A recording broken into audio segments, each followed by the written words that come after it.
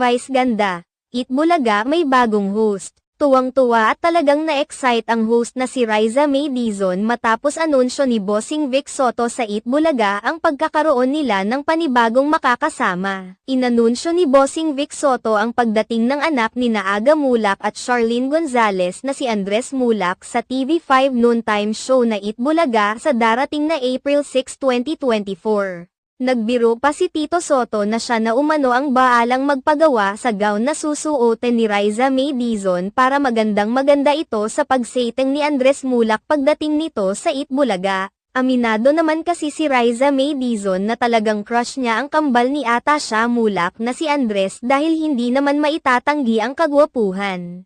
Dahil dito, game na game din si Riza May na sumakay sa mga biruan at panunukso ng kanyang mga kasamahang host sa Eat Bulaga. Samantala, inilahad naman ni Riza May na una silang